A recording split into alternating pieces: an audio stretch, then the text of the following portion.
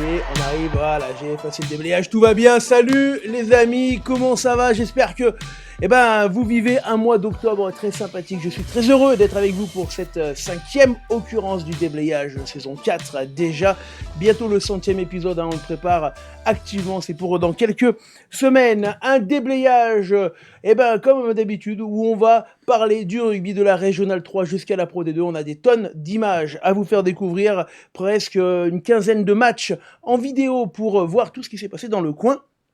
Et un plateau que je vais vous présenter. On va commencer par une fratrie sur ma gauche.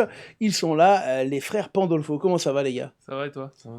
Ouais, ça va bien, merci. C'est à vous qu'il faut demander. Hugo, Mathis. Ouais, ils ont presque la même tête, la coupe de cheveux qui diffère, un peu la barbe, l'âge. L'un joue à Vienne, l'autre joue à Vinay. Et ils sont là avec nous. Merci les gars pour être venus. Et on salue la famille Pandolfo qui regarde. On était un petit peu en retard. On s'excuse, c'est parce que Jean-Baptiste Merle ici est arrivé bien en retard.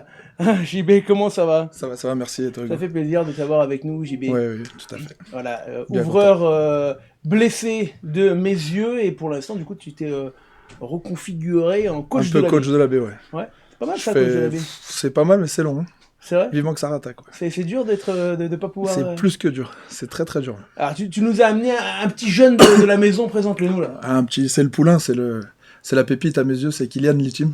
Ça va, Kylian? Ça va et vous? Ouais, la forme? Très bien. Tu portes un peu les stigmates tongiens de la veille. De la veille, c'est ça. Voilà, plus personne s'en est rappelé. Mais heureusement, l'arbitre était là pour veiller au grain. L'arbitre de la rencontre d'hier, Loïc, est avec nous. Comment ça va, Loïc? Ça va bien et toi? Ouais, je te remercie. Déjà, c'est cool parce que du coup, les arbitres qui osent venir parler, qui viennent parler, et c'est génial. Et tu es là aussi parce que tu es en qualité de préparateur physique du CSGN.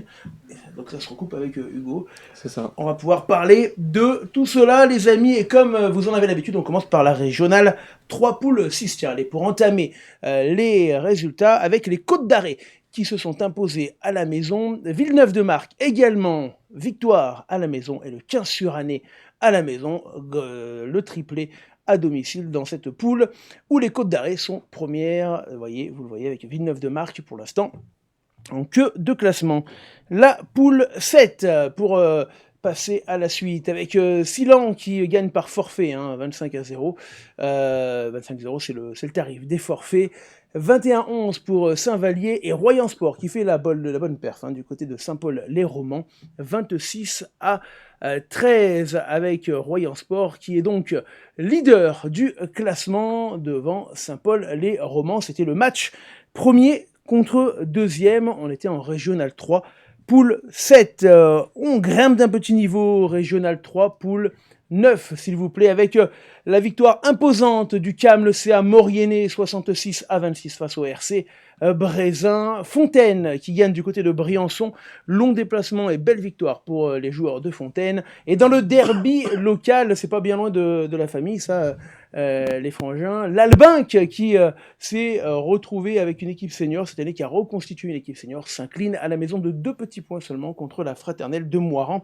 La Fraternelle de Moiran qui fait un plutôt bon début de championnat, mais un championnat dominé par Fontaine, vous le voyez, 17 points devant le CA Mauriennais, 16 points.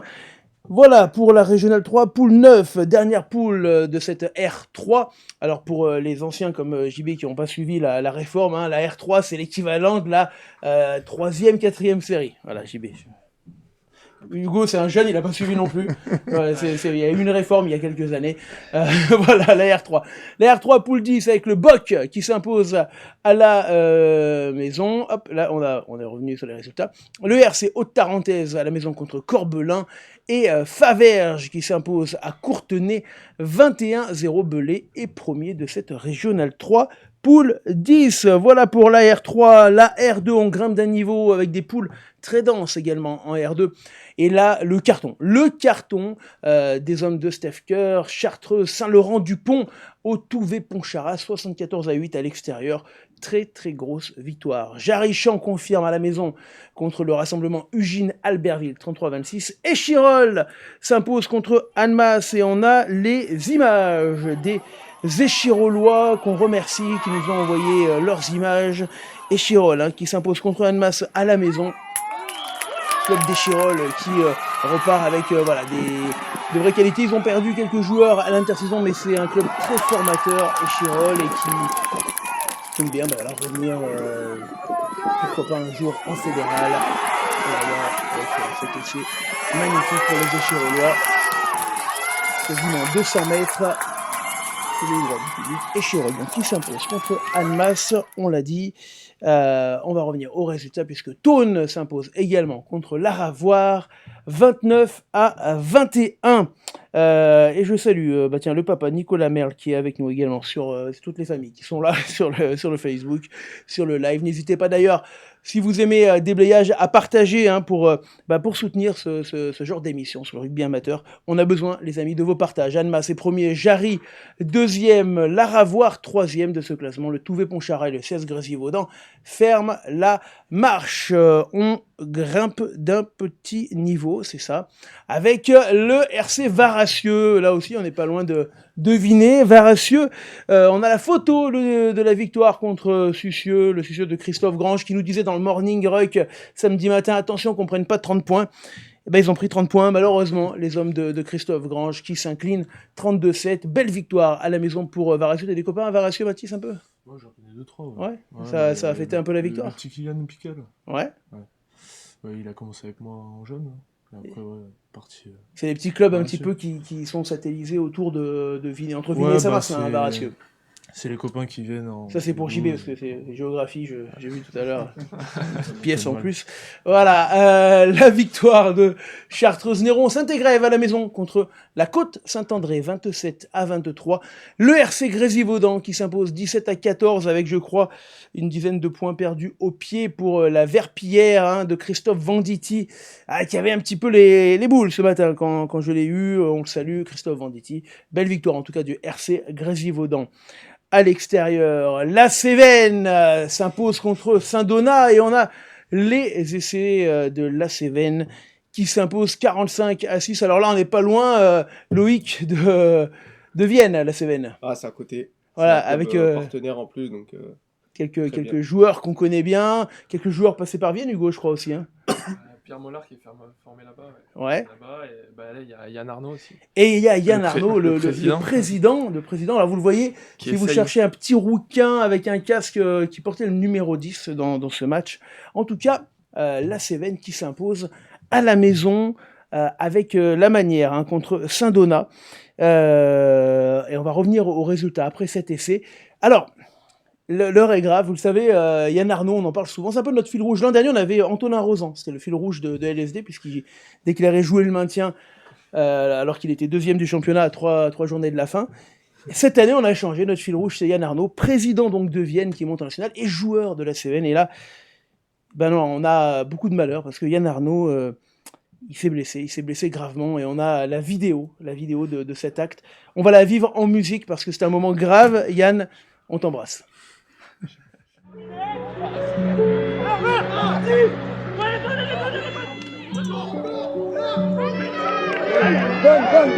C'est pété Yann. C'est pété Yann. Il s'est pété. C'est pété Yann. C'est pété Yann. Il s'est pété.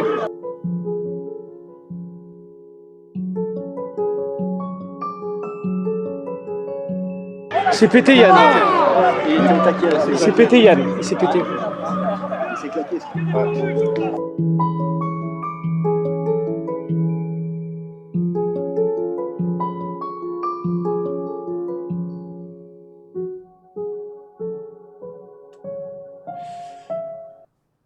Beaucoup d'émotions pour cette double déchirure jambe droite, jambe gauche pour Yann Arnaud, qui pourra se concentrer du coup sur son... C'est ça, hein, Loïc, tu confirmes? Alors des sources que j'ai eues, c'est l'ischio droit qui a pété et le quadri gauche.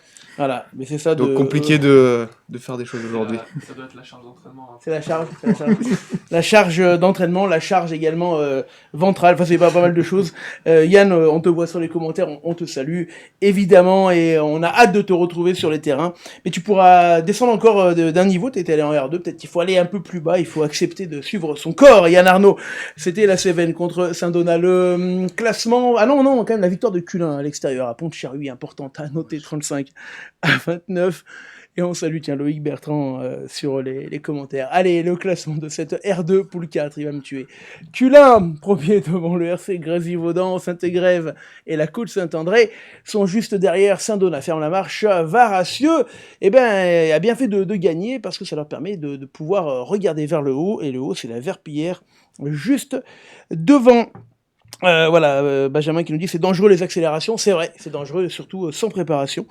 C'est très très très dangereux. On évolue d'un petit niveau, on passe en régional 1, poule 3, et ça ne va toujours pas mieux du côté des résultats de l'US ISO qui s'incline à l'extérieur du côté des Sangliers de Vif-Monestier. 4 défaites en 4 matchs pour les Usulos qui descendent de Fédéral 3. Mais du mieux sur le contenu, mais pas suffisant pour renverser un RCVMT qui retrouvait quelques joueurs et qui s'impose à la maison. Un match important parce que c'était les 2 derniers du classement qui s'affrontaient. La Motte, gros résultat contre Annecy-le-Vieux, le club, on le rappelle, vice-champion des Alpes la saison dernière, 31-15. Le Maule, et ça c'est la petite surprise, victoire sans appel, 34-0 face à Volnavé-Visil. Thonon s'impose contre Lamur, 28-22. Et le GUC en difficulté à la maison puisqu'il s'incline contre Mété, 36-15. Le classement de cette régionale 1, poule 3 avec le Maule premier, Volnavé deuxième, Lamur troisième, Annecy-le-Vieux quatrième, le GUC Saint-Martin-d'Air et ISO ferme la marche. Vif avec sa victoire sort la tête de la zone rouge. Régionale 1 maintenant. Poule 4, avec Émeu qui s'impose à la maison 39-17, seconde défaite consécutive pour Tulin qui avait pourtant bien commencé avec 3 victoires, défaite 19-18 à Rhône 15. Rodia Club s'impose contre la Voulte qui a du mal à retrouver le rythme de la saison dernière, 45-9. Canton de Marsanne s'incline à la maison et Eyrieux s'impose à l'extérieur. Classement de cette régionale 1, poule 4 avec Rodia Club premier devant Émeu. Tulin 4e, Privas et Canton de Marsanne ferment la marche de cette R1 poule 4. Voilà, avant de monter en Fédéral 3, on est en Fédéral 3 là, c'est ça, on va grimper juste avant à la Fédéral 3, on va faire un petit tour des clubs formateurs, on aime bien le faire si on peut enlever le classement. Alors, les frères Pandolfo, c'est facile a priori. Vinet, Vinet, première licence à Vinet. Première. Quel âge Mathis, ta première licence? 4-5 ans. Ouais, Ah oui, il faisait déjà du baby rugby à Vinet. Ouais, Non, fallait qu'il t'as y ait commencé les parents à côté. Ah ouais. La première, Toi le aussi début de première l'année. à Vinet. Ouais, À quel âge? pareil, ça devait être 5 ans. Ouais, c'est Un peu bon. plus tard. Ah ouais, d'accord. Jusqu'à Très tôt. Hugo, Jusqu'à toi moi, mes 15 ans. 15 ans, puis après Après, Grenoble. Ouais. Première année de tutorat, et après, j'ai fait 7 ans. 7 ans jusqu'à la fin espoir, et après, là, je passe à Vienne. Ouais, à Vienne, après le Après, FCG. le FCG, ouais. Toi, uniquement à Vinet pour Non, l'instant. Vinet, j'ai fait jusqu'à mes 14 ans à Vinet. Ouais. Et après, j'ai fait Grenoble jusqu'à mes 18 ans. 18 Ouais. ans, Donc, j'ai fait mes 2 ans de Crabos et après revenu à Vinet. Et après, Et retour là, à Vinet. Vos coachs en Crabos à l'époque, vous? Moi, Nicolas Bonegro. Bonegro, Moi, j'ai Lionel Ringeval, Lionel. Yann Rave, Ouais. Nico, je l'ai eu à un moment. T'as fait 8 ans Crabos, J'ai toi, eu c'est ça? Jean-Noël Perrin aussi. Ouais. Qui? Jean-Noël Perrin. Et Jean-Noël Perrin, L'année où on effectivement. est champion de France. Et Jean-Noël avec le titre, effectivement. C'est ça. On s'en rappelle, bien sûr. De l'autre côté, tu as des jeunes anciens blessés. JB, toi, Ah, moi, mes yeux. Première Mes yeux. licence, 13 ans. À mes yeux. 13 ans. Ouais, j'ai commencé tard, je fais beaucoup de foot. T'as fait du foot? À mes yeux aussi? J'ai Ouais. joué jusqu'à T'as 13 ans. basculé d'un terrain à l'autre. Il y avait la haie à traverser et c'était Ouais. fait. Ils ont une plus grande tribune au foot, quand même. Ouais, mais il y a 2 fois moins de personnes. Eh ouais, bah ouais, il va falloir faire quelque chose. Ouais, c'est en projet, il y Faire a un des putsch. projets. Il faut que la mairie nous suive un peu plus et il y a des bons projets. Et ensuite, À mes ta yeux. carrière, du coup... Après, Benjamin, j'ai fait 2 ans à mes yeux, je suis parti au Loup jusqu'en Crabos et après, je suis parti à Bourgoin en Réchelle. en Réchelle. Et avant de revenir à mes yeux. Avant de revenir à mes yeux, Kylian, Ouais, mes yeux. Mes Toujours yeux. mes yeux. toujours mes yeux, t'es resté qu'à mes yeux. Depuis petit. Ah, ça c'est bien. Et tu as quel âge là? J'ai 23 ans. 23 ans, et toute sa carrière à mes yeux. Et enfin Loïc, même si on reviendra sur la partie arbitrage en tant que joueur déjà. J'ai commencé le rugby à Mions à l'âge de 11 ans. Et après, j'ai basculé du côté de Saint-Priest à l'âge en moins de 15. Et j'ai arrêté de jouer à 18 ans sur le passage en senior. Pour te Pour me profiler vers l'arbitrage. Ouais, uniquement à 100% à l'arbitrage. Mais également la préparation physique. Oui. En même temps, c'est venu à peu près en même temps ou c'est venu après? Après, parce que à l'âge de 18 ans, j'étais encore au lycée, donc j'étais plutôt encore au sport-études. Et puis après, j'ai basculé en post-bac, et là, vraiment, ce qui m'a donné envie, c'était vraiment la prépa physique, donc plutôt après, où j'ai fait un stage à Saint-Priest avec les jeunes. Ouais, et ça t'a donné envie. Oui. Alors on reviendra tout à l'heure sur ce double cursus, c'est toujours intéressant. Arbitrage, préparation physique, on parlait de la Fédérale 3, on est en poule 4 s'il vous plaît, avec le SC Couchois, arbitré par Redouane Moumen, qu'on retrouvera tout à l'heure, notre arbitre LSD qui s'impose contre le RC Chagnotin, 45-16. On voit dans cette poule également la très belle victoire de Viria, à la maison, avec le bonus contre Pays Gex. Victoire très importante, sachant que Faucigny s'est imposé contre Bellegarde. Le classement de cette poule 4 fédérale 3 avec, on le voit, Bellegarde 2e, Viria 3e, et attention, derrière pour Belleville qui s'approche de la zone rouge, même s'il y a un petit écart encore au niveau des points. Fédéral 3, Poule 5, et j'en profite de cette Fédérale 3 pour saluer, qui vient d'arriver avec nous sur le live, Jean-Victor Bertrand, le pistolero, qui est coach d'ailleurs du côté de Pont-de-Clé. Pont-de-Clé, et c'est dans le pool. J'en parlerai tout à l'heure, Jean-Vic. Promis, Tarare qui s'impose face à l'Asmida.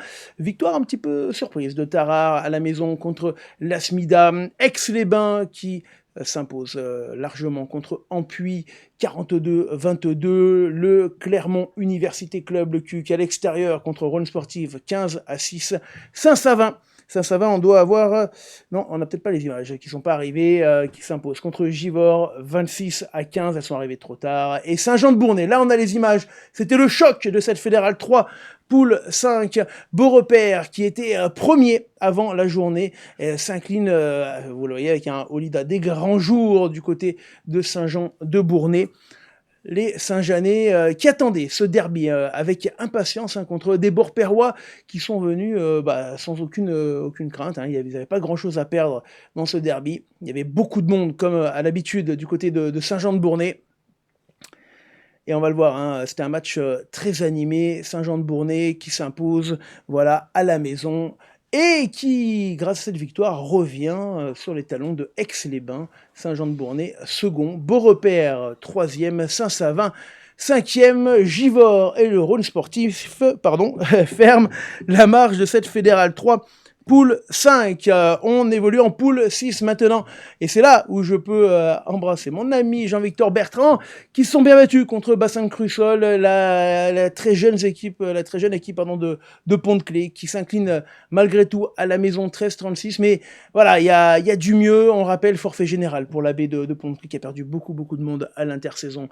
Les Renageaux-Rivois, eux, font un très gros match. On a les images de leur victoire, seconde victoire consécutive, car Renage s'était imposé la semaine dernière du côté de Bassin-Crussol, et il s'impose dans ce match à la maison contre le Teil. Voilà, les Renageois, toujours très difficiles à prendre à la maison, même s'ils ont encaissé un essai du Teil assez vite, même deux d'ailleurs, parce que le deuxième il est là dans la foulée. Mais les Renageois, chez eux, au stade de Jean-Claude Micou, vous le savez, qui vont, avec les gros notamment, reprendre le lead de ce match et s'imposer à la maison, malgré les différentes pénalités marquées dans la fin de la rencontre. Renage s'impose donc 27-22 dans cette poule. Cessin qui était à 2 victoires de nul. On en avait parlé avec Nico Bonegro, ton coach, qui est également du côté de Cessin joueur, avec cette première interception. Cessin qui s'impose largement à la maison contre les Romanais péageois, qui auront quand même joué et marqué des points. Mais c'est une équipe qui est ambitieuse dans l'agglomération grenobloise et qui souhaite maintenant revenir de l'avant, Loïc. Je te vois hocher de la tête. Tu connais quelques gars là-bas ?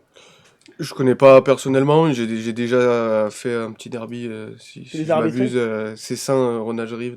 Ah, cette année là ? Non, il y a quelques années, j'étais à la touche. Donc, voilà. Oui, Cessin qui... il y avait 3 arbitres sur ce match-là ? Ouais, c'était un peu un match... à risque. Voilà. C'est ça, en tout cas, les hommes de David Niquez s'imposent à la maison avec une 50aine de points, contre 13 pour le RC Romanais péageois, qui était, ce que m'a dit David Niquez, qui a fait quand même un bon match malgré le score et qui a rien lâché. Voilà. Montélimar, dans le choc face à Tournon, s'incline à la maison. C'est deux équipes qui descendent de Fédéral 2 dans la même poule. Tournon s'impose à Montélimar et s'annonce comme le gros favori de la poule. Tournon s'impose à Montélimar et match reporté entre Cévenol et Châteauneuf-Saint-Marcel. Le classement de la Fédérale 3. Poule 6. Tournon devant Montélimar, pas de surprise. C'est ça. Châteauneuf-Saint-Marcel et Bassin de Crussol derrière. Renage avec sa victoire prend de l'air. Le RC Cévenol et Pont-de-Clé. On voit le -4 dû au forfait général de l'équipe B, puisque ça fait perdre 4 points au général. Ils sont derniers du classement. Mais on leur souhaite aux hommes de Pierre-Emery, le président, toute la réussite pour déjà pour s'accrocher dans cette poule de Fédéral 3. Poule 6. Allez, on arrive maintenant, messieurs, au gros morceau, la Fédérale 2. Et on commence dans cette poule qui vous concerne avec la victoire de Châlons au Grandol. Kylian, le Grandol qui avait pris, je crois, 80 points au match d'avant à Nantua qui avait perdu chez vous, alors que le Grandol était plutôt bien placé dans le championnat. Étonnant ces résultats, non ? Bah ouais, c'était étonnant, surtout qu'ils étaient premiers avant de recevoir Nantua, je crois. C'était chez eux, il me semble. Eh ben oui, ils étaient premiers juste avant d'aller à Nantua. Non, c'était à Nantua, la semaine dernière. Ouais. JB, étonnant ou pas pour toi les 2 revers consécutifs pour Châlons ? Ouais, j'ai l'impression que cette poule, elle va être bizarre jusqu'au bout parce que on perd d'un point à Châlons nous la semaine dernière. Dole, qui était pour moi un des favoris de la poule avec Nantua là, qui s'incline chez eux contre Châlons. Il y a un peu des résultats un peu bizarres dans cette poule. Ouais, le Nantua, justement, après sa grosse victoire, qui confirme du côté de Saint-Claude en difficulté cette saison. Andrézieux s'impose à la maison 28-22 contre le 15 de la Dombe. Rieux, et ça c'est une victoire surprenante dans le derby, JB. On en reparlera à la fin de saison, mais Rieux... Rieux t'as le même avis que ton père. non, mais il m'a dit la même chose sur le direct hier. Rieux sont venus gagner chez nous le premier match. Donc pas surprenant alors. Comme 2 équipes qui sont déjà venues gagner chez nous, mais non, Rieux c'est épais. Ils ont changé d'entraîneur. Ouais. Bruno Mousset devant, qui je pense va leur apporter beaucoup. Non, Rieux ça va pas être une équipe à prendre à la légère dans cette poule, je pense. Et le Creusot qui s'impose du côté de Pontarlier 20-8. On en vient à notre match Mézieux-Le Puy. Avant de rentrer dans ce match, JB, on fait connaissance avec toi. Alors, la famille Merle, c'est une famille majolane depuis 3 générations. On a vu, le grand-père était encore là, qui était anciennement président. Le papa qui a été directeur sportif, joueur et entraîneur. Et du coup, maintenant, toi et tes 2 frangins, vous jouez du côté de cette équipe. Ouais, ça fait depuis le petit dernier, il a 22 ans, donc ça fait 3-4 ans qu'il joue avec nous. Je pense qu'on a vécu, comme les frères Pandolfo, on a vécu... je leur souhaite de jouer ensemble parce que nous, en fait, on a réussi à jouer à faire les 3 9, 10, 12 ensemble. Ah ouais. C'était vraiment un moment particulier, la première à 3 là c'est... Sachant que sur les 3, il y a 2 merdiers, c'est toujours compliqué à gérer. Mais tu fais partie des 2 ou pas ? Je fais partie des 2, ouais. Avec le petit demi-mêlée. Le plus petit, c'est le plus sage. C'est vrai. Non, c'est des... Alors, putain, pourtant, les demi-mêlées, généralement... Non, le demi-mêlée, c'est le chiant. Ah oui, c'est non, ça fait partie des belles choses qu'on a vécues ensemble. Pour l'instant, j'ai pas la chance de pouvoir jouer cette année. T'es blessé, on le rappelle, tu reviens quoi, début d'année ? Ouais, si tout se passe bien, ça va être compliqué, je pense. Alors, tu sortais quand même de belles années, toi, du côté de Mézieux, malgré une saison dernière compliquée. Alors, c'est vrai que Mézieux, on les avait vus monter un peu à la surprise générale. On le rappelle, en Fédéral 1, c'était pas prévu. Non, je pense pas. Si on en parle à l'ancien président, je pense pas que c'était prévu qu'on monte. On embrasse Laurent Klein, d'ailleurs. Exactement. Non, c'était pas prévu, mais bon, après, pour ceux qui nous connaissent, bon, pour l'instant, c'est pas le cas. On est une équipe... on est un club avec des valeurs qui lâchent rien. Tu l'as vu avec Kylian, on est 80% de joueurs formés au club, voire aller un peu moins cette année, 70%. On n'a pas l'habitude de lâcher. Villefranche, ils se sont fait un peu surprendre sur le match de la montée. Mais l'année de Fédéral 1, beaucoup de monde dit c'est une mauvaise saison. Pour moi, je pense que c'est la meilleure saison de rugby que j'ai jouée. En niveau de jeu, tu veux dire ? En tant que joueur, on a vécu un autre monde. Nous, on était des amateurs contre les professionnels. Ouais, tu penses déjà en Fédéral 1, j'en suis sûr. On est quasiment à un niveau aller pro, voire avoir semi-pro. Ouais, ça jouait, on a fait des gros déplacements, on avait la poule du Sud en plus, donc c'était sympa. Kylian, cette année en Fédéral 1, elle reste traumatisante sur les résultats ou plutôt enrichissante sur l'expérience pour toi ? Bah, les résultats, quand même, ils sont assez... ça met un coup au moral, quand même, mais... Mais voilà, c'est du plus à prendre. On a joué à un niveau que peu de personnes ont joué à mes yeux. Donc voilà. Ça reste une fierté. Mes Oui. yeux, terre de famille, ils sont plusieurs à me le dire, de la famille Tamac, c'est ça, hein? Ouais, les frères Ntama qui est Père. le Francis qui est passé à mes yeux. Émile, il y a joué aussi. Bah là, on le voit encore dans l'équipe. Il y a les 2 frères Michel qui jouent. Il y a eu les 2 frères Paris, Lucas qui a joué au Saint-Pierre, il y avait son frère qui jouait. Une histoire de fratrie. Bah, nous, on est 3. Il y a mon petit cousin qui joue. Ouais. Et on est tous nés dans le club. Enfin, pour beaucoup. Ceux qui sont de Majolan, ils ont commencé à moins de 8 ans, moins de Ouais, 7 on le ans. voit les sur gars. le logo, fier d'être Majolan. Exactement. C'est un peu la marque des fabriques de ce club. Loïc au milieu. Alors pour trancher, toi tu étais arbitre de ce match. Comment on prépare un match de Fédéral 2?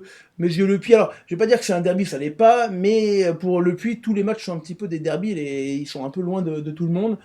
Donc c'était quand même un match attendu. En plus un match quand même avec une importance au niveau du classement, parce que les 2 équipes cherchaient absolument la victoire. Est-ce que l'affiche du match change la préparation? Non, parce que pour moi, la préparation d'un match, ça reste un rituel. Chaque match est différent, mais chaque match est important. Je l'ai préparé en essayant d'avoir les vidéos de chacun des 2 clubs pour voir les hommes forts, les lancements de jeu. Bien sûr, on prend en compte le classement. On savait qu'il y avait 2 équipes qui, au vu du classement, jouaient le maintien et dont la victoire était importante. Donc tout le contexte du match fait partie de ta préparation quand même. Forcément, on est obligé de le prendre en compte. On peut pas préparer un match sans prendre en compte le contexte, parce que sinon on se tire une balle dans le pied. Il faut prendre quand c'est des gros derbies importants, on sait qu'il y a une rivalité, on sait que il y a toujours eu des moments tendus, donc on doit le prendre en compte dans la préparation. Après, il faut pas que cette préparation elle prenne le dessus sur ce qui va se passer sur le terrain, parce que la dernière fois que c'était croisé mes yeux et Le Puy, c'était il y a 12 ans. Voilà, Ah oui, il y a eu un petit contentieux, je crois. Hein. J'ai ouï dire qu'il y avait un petit contentieux, mais c'était il y a 12 ans. Il y avait déjà des merles ou pas? Ouais, il devait avoir l'ancien, mais nous, on n'était pas. Nous. Et voilà, mais il s'est écoulé 12 années, et on l'a vu hier que Ça ça s'est s'est bien passé. plutôt bien passé dans l'ensemble. Allez, on va vivre dans les conditions du direct. Si vous l'avez pas vécu avec nous, la première mi-temps, les extraits, les meilleurs moments de cette première mi-temps. Mes yeux, recevez Le Puy. Allez, monsieur Doré, vous l'entendez? Capitaine. Et on l'entend parfaitement. C'est le dispositif LSD 8 caméras. Et c'est parti dans ce match avec un coup d'envoi pour les joueurs du COP très lointain. Et un premier ballon pour... Et on va tout de suite mettre de l'énergie côté Majolan avec ce ballon. Et on décide de le porter. Tout de suite, on va traverser au cœur là. 25 mètres exactement. Et ouais, bien lu par les joueurs du COP. Attention qu'ils veulent se relancer mais avec la claquette arrière qui les met en danger là. Vesser qui est plaqué devant sa ligne. Ah, ils ont pris les risques, les joueurs du Puy. En fait, ils se sont bien récupérés. Hein. Bravo à celui qui s'est couché là parce que il a sauvé l'affaire. Et Kodze qui va dégager. Ouais, le jeu au pied de Kodze directement. Ils ont fait preuve de maîtrise là, les Pono, hein, parce que tu vois la touche elle est mal gagnée. Ce qu'on n'aime pas trop. Alors il la pique, hein, donc c'est plutôt bien. Il y a une claquette qui est pourquoi pas, mais du coup c'est un peu. Mais le joueur il revient très très bien là.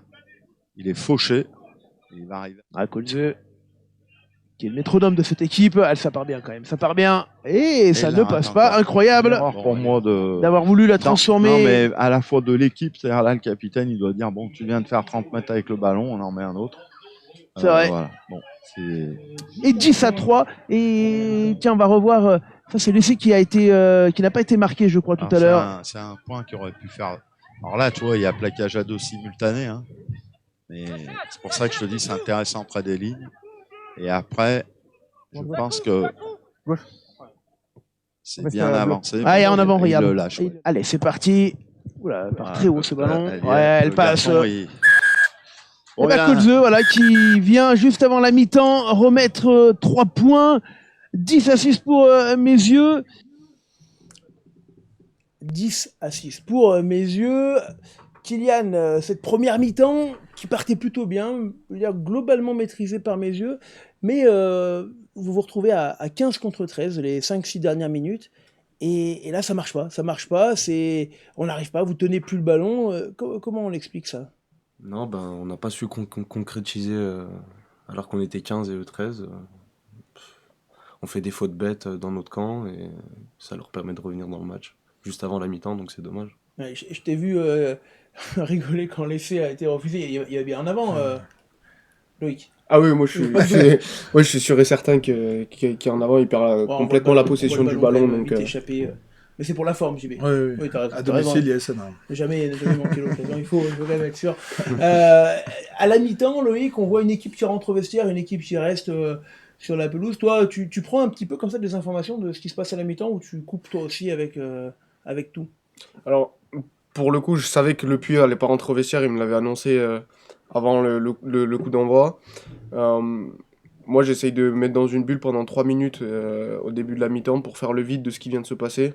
Et après, je prends en compte, alors j'ai la chance d'avoir un représentant fédéral qui m'a pris le nombre de pénalités. Ça nous permet aussi de nous situer, de faire un point. J'allais te dire, tu débriefes avec ton RF un petit peu, ça dépend? Alors, on débriefe pas dans le sens où chacun, entre guillemets, son rôle. Mais c'est vrai qu'ils sont un appui pour nous, ils peuvent nous dire aussi ce qui se passe sur les bancs. Et c'est des choses qu'on prend en compte, forcément. Et après, à nous de repartir du bon pied dès le début de la deuxième. Cette seconde mi-temps un peu plus animée, vous allez le voir, on la vit maintenant, les meilleurs moments. Allez, de retour les amis du côté de Meyzieux pour ce match entre Meyzieux et Le Puy. Et j'ai retrouvé mon comparse Nicolas Merle. Nico, C'est bien. ouais, ça avance, ce ballon. Attention, on est reparti Thomas Ambassa qui est rentré. correctement pour du côté de Meyzieux. Très bien traversé par Pierre Merle qui va Oh aller. Merle qui va aller au bout. Et il va aller au bout. L'essai avec le ralenti avec la caméra terrain. Et pour puis vous Pierre faire vivre ça. va venir lui prendre dans les mains au milieu du regroupement, ce qui est toujours intéressant. Il s'extirpe et il va aller marquer On le revoit. avec un Magnifique, bon crochet ces à la images. fin. Il tombe et Là, il il en aplatit a en plein, posant le bras sur le. Ah, cette fois, Ils ont raison avec ce numéro 1 là que je trouve Epal. Eh oui, et il allait dans le but, Epal. honnêtement. Maul avec Alors Guéry. il va la toucher mais passe encore. Vuna. Très bien joué. Ouais, la super passe là.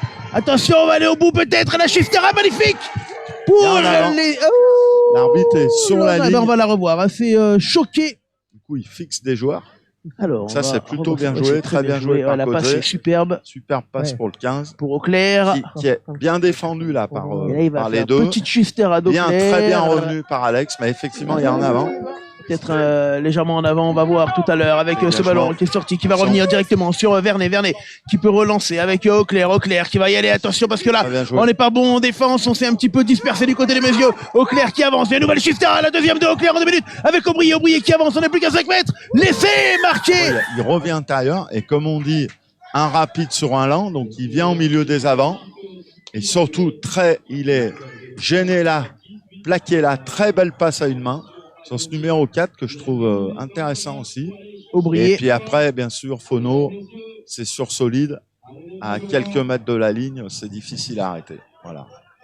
Elle est jouée vite, non elle est pas jouée. Il va la jouer vite. Si, elle est jouée vite, on est dans le but, et l'essai, Il a marqué, il a marqué. Kisswood. Alors, Kiss, bien nettoyé encore, mais il va jouer au pied, c'est une erreur pour moi. Bah oui, il fallait pas Grosse lâcher le ballon. conserva. Pourquoi c'est très étonnant ce choix des Majolans, mais ce sont les copistes qui s'imposent du coup sur la plus petite des marques, 21-20.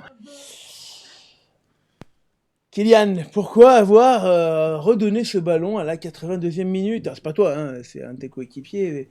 Non, bah, il était pas au courant que c'était fini. Mauvaise information. Ouais. Prise d'information. Pourtant, alors on t'a entendu Loïc annoncer un petit peu parce qu'il y a eu un gros arrêt de jeu à un moment donné, t'as bloqué un peu le chrono. C'est vrai que dans ce rugby amateur, le chrono dépend uniquement de l'arbitre. Il y a que toi finalement qui sais. J'en profite de ta présence pour te poser quelques questions, mais tu l'arrêtes vraiment souvent le chrono? Tu l'arrêtes que sur des gros temps morts? Pourquoi tu rigoles? Parce que c'est une question piège. D'accord, tu as le droit de pas répondre tout de suite. Non, Ça sera un peu là, suspicieux, pour le mais- coup, c'était vraiment un gros arrêt de jeu. On avait un joueur blessé au sol qu'il fallait soigner. En plus, de première ligne, on reprenait par une mêlée. Donc voilà, je savais que le score était plus que tendu à ce moment-là du match. On le voit, enfin, pour ceux qui ont vu le match, le 1 rouge fait exprès de faire ses lacets juste avant le début de la mêlée Ouais, donc ça, pour tu l'as essayer de senti regagner du temps. Donc voilà, après c'est important que les joueurs sachent que le chrono est arrêté et qu'ils vont pas gagner du temps.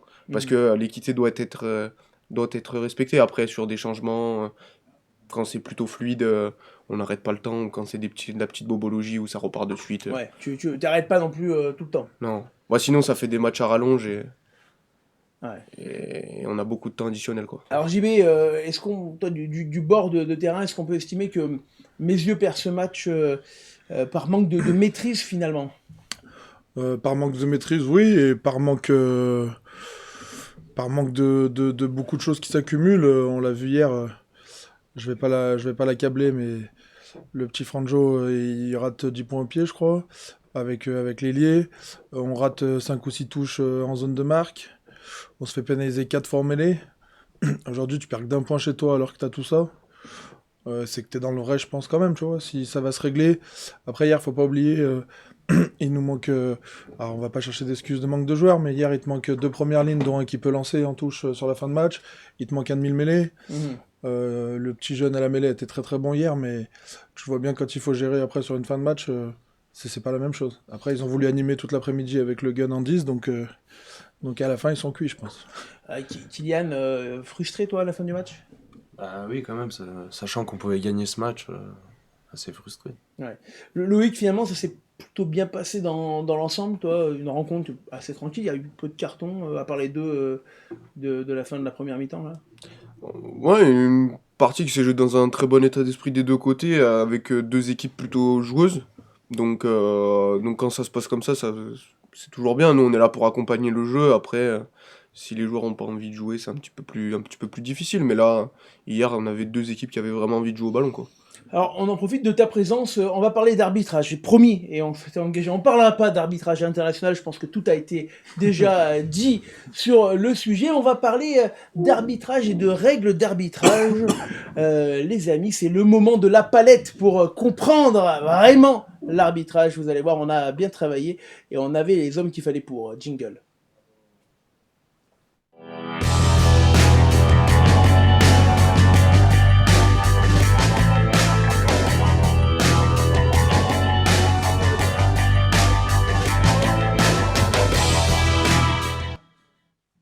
Ah, ça y est, il est là, Redouane. Attends, bouge pas. J'étais en retard, c'est moi qui étais en retard. Voilà, je vais y arriver. Ça va, Redouane? Bah ouais, ça va, Hein va. Bonjour tout le monde. Bonjour. Alors, Redouane, qui est là, viens à côté de moi 2 secondes quand même qu'on te voit à l'écran. Redouane, qui est arbitre également, hein, si vous connaissez si vous jouez, vous l'avez eu probablement, parce qu'il est arbitre jusqu'en Fédéral 3. T'étais à C'est ça. Couche ce week-end. C'est ça, à couche contre Chani, donc ça s'est bien passé. Voilà. Et Redouane, il était en stage chez nous pendant un mois pour voir ces enfoirés de journalistes de plus près.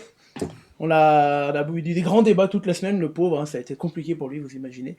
Redouane, en tout cas, aujourd'hui, on a préparé une palette sympa. Alors, on s'est basé sur le match de Loïc et ce Mézieux-Le Puy pour prendre quelques actions. L'objectif étant surtout de comprendre, en fait, pour le grand public aussi, et puis pour certains joueurs peut-être qui maîtrisent pas la règle, bien que ça reste plutôt simple quand même, mais des règles essentielles. Alors, on va se retourner face à l'écran, là, ici. Donc, Et on va voir. quelques situations. Bah, du bien, match bien de le Loïc. menton, voilà, sur le Excuse-moi. truc, c'est pas On grave. a pris quelques situations du match de Loïc, et donc c'est des situations où on s'est dit que c'était intéressant de les analyser. Alors on va voir la première dans sa globalité. Déjà, c'est une touche. Hein. Ce qui nous intéresse sur la touche, et là ça va s'arrêter l'image au moment ici, là, voilà. Parfait, c'est ça.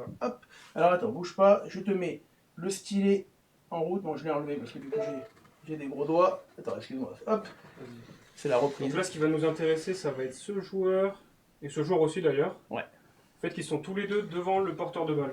Donc à la fin de la touche, c'est ça, ils se sont retournés. Voilà, exactement. Donc ils se sont retournés, ils se sont placés devant le porteur de balle. Et donc là, le problème, c'est qu'ils font obstruction, puisque les défenseurs majolants, du coup, ils peuvent pas intervenir sur le porteur du ballon. Ah ouais, C'est ça, et Loïc. c'est ça, Loïc, tu confirmes la... En direct, c'est le lifter arrière qui passe. Moi, je prends le numéro 5 de mémoire. Donc, lifter arrière qui passe devant et qui empêche le 8 bleu de venir défendre. Et on le voit très bien sur la suite En de fait, là, l'action. l'observable qui va être important, c'est les épaules du joueur qui passe devant. Donc là, il a les deux épaules.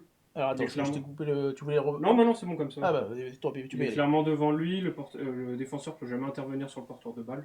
Voilà, donc le défenseur C'est- est ici, le porteur est ici, et on va le voir hein, sur la suite. Hop, on a oublié d'enlever les sons de la télé, c'est pas très grave, on fera avec. Là, que bah du coup, on va revoir la touche dans sa globalité. Et donc pour- là, oui, si on regarde bien le 5, et voilà, il passe devant lui, et donc le il défenseur ne bloque. peut jamais intervenir. Et du coup, il peut passer. Exactement, et Voilà. c'est comme ça qu'il crée l'espace derrière. Un bon point pour Loïc Doré. Il y aura Bravo. des bons points. Il y aura que des bons points. Ouais, c'était un peu la condition. Il m'a dit, je parle que si on met des bons points. C'est pas vrai. Non, mais il y avait que des bons points à choisir, c'est pour ça. Allez, deuxième action. On part avec une action Majolan où on subit un petit peu la pression, Redouane. Ouais, donc là, il va y avoir une question de pression qui est hyper importante. Et donc, Ouais, parle un peu plus fort, ouais, Redouane. ok. Donc c'est une question de pression qui est importante. Donc là, les joueurs bleus, ils reculent. On va voir, ça va s'arrêter tout seul. Donc là, ils reculent, donc on voit. Donc c'est important aussi à observer pour l'arbitre qui avance, qui recule. Et donc là, ce qu'on va voir, c'est les soutiens bleus qui vont avoir une attitude négative du coup. Hop, Donc alors, voilà, attends. bah là, l'image elle est parfaite. Ici, tu peux y aller, Redouane. L'image elle est parfaite, donc c'est celui-là, là, notamment, et puis même, ouais, celui-là surtout. Alors, on voit surtout la... oh non, Ah, j'ai oublié ouais. d'arrêter l'image. C'est pas grave, on voyait la main surtout qui s'était mise. On va le revoir tout à l'heure, Redouane. Et ça va arriver là. Attends, je crois qu'on va le remettre pile poil. Ici, donc les Bleus subissent la pression. Exactement, ils subissent la On pression. en a vu pas mal en Coupe du Monde, des grattages, ça a beaucoup fait parler, hein, c'est vrai. Hein. Attends, je te bouge pas, parce qu'il faut que je mette pause, c'est moi qui ai fait des bêtises. Voilà, j'ai mis pause, Et je te donc remets là, le c'est stylet, parfait. on est parti. Et donc, comme je disais, c'est celui-là là, qui a une attitude négative. Donc, il a les épaules plus basses que les hanches. Il a la main posée au sol, donc il n'a aucun contrôle de son corps. On Et voit rouge. la main ici, hein, Voilà, c'est vraiment... exactement. C'est ça le marqueur pour un arbitre, Loïc, c'est vraiment la main là. Alors, il y a la main, il y a le fait que les rouges viennent contre Voilà, Roquet, exactement, ouais. et en fait, là, il y a un autre observable, c'est qu'il a vraiment les épaules plus basses que les hanches. Voilà, exactement. Et là, en fait, clairement, Ouais. le rouge, il pourra jamais passer en dessous du bleu pour venir contre Roquet et avoir une équité. Et Donc bah, on voit ils vont enlever les mots de la bouche. Ouais, la- c'est exactement la là où j'allais en ligne venir, parce que d'épaule et la ligne de hanche. Ce qui est important aussi à regarder, c'est les rouges qui sont dans une bonne attitude, qui sont sur l'avancée. Les bleus qui se mettent à la faute pour pouvoir garder le ballon. Donc, ouais, forcément, les rouges, là, ils peuvent jamais récupérer le ballon. Voilà, et c'est Donc, pour ils ça se que mettent à du la coup, faute. Et c'est pour pénalité pour Contre- les rouges. Bon, Voilà, exactement. Loïc, on a commencé simple, avec des règles simples. JB, tu suis ou pas? Ouais, c'est bon. Ah ouais. Jusqu'à là, ça C'est va. sûr? Jusque-là, il a dit que j'étais bon. donc ça va. Bon, ok, on va enchaîner avec l'action suivante. Et là, on va rentrer, hop, c'est ici, avec ce coup de pied qui arrive. Et là, celle-là, elle est vraiment intéressante. On va la voir, le coup de pied qui semble anodin, qui sort en touche. Et pourtant, Monsieur Doré, ce jour-là, siffle une pénalité. Loïc, on va attendre que ça s'arrête Et ici. donc là, c'est important. Tac. Voilà. Ici, je mets pause et je te mets la petite vignette. Explique-nous pourquoi ce rebond ici est important. Donc là, ça va être une situation de coup de pied. Donc nous, en tant qu'arbitre, la situation de coup de pied, ça va être une situation d'alerte sur les hors-jeux. Donc l'autre, tu m'arrêtes si je me trompe. Donc ça va être la zone des 10 mètres et les hors-jeux. Alors, Donc ce que tu appelles la zone des 10 mètres, c'est quoi? Alors c'est une zone qui intervient juste après un coup de pied. Et donc qui va de 10 mètres en avant du point de chute du ballon, donc du premier point de chute Donc, du ballon. c'est-à-dire que là, on est environ à 5 mètres. Donc Là, à peu voilà, près. donc là, je dirais que c'est une ligne imaginaire qui commence là. Donc là, ces 5 joueurs sont dans la zone des 10 mètres et qui va jusqu'à la ligne de ballon mort adverse. Voilà, jusqu'à là-bas. Donc, globalement, si on t'écoute là, tous les joueurs qui sont là, hein, je vais les mettre en jaune, et 1, et 2, et 3, et 4, et même 5, du coup, Voilà. ils doivent sortir le plus rapidement possible. Voilà, en fait, grossièrement, ils sont plus hors jeu que les autres. Donc les autres sont hors jeu, eux, on peut dire, bon, c'est pas un terme d'arbitre, mais ils sont en super hors jeu, Ouais. on dirait. Donc eux, ils ont obligation de sortir de cette zone des 10 mètres et d'absolument pas converger vers le ballon. Donc on voit là ce joueur qui semble se diriger là, on voit là ça commence là, et puis là on a un petit doute sur ces deux ici. Alors on va mettre la fin de l'action pour mieux comprendre ce qui se passe.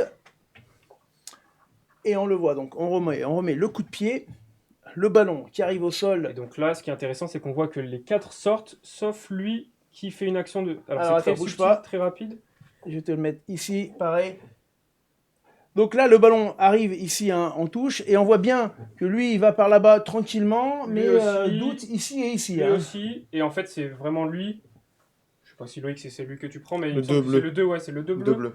Qui lui fait jamais, il s'arrête jamais et il converge même vers le ballon.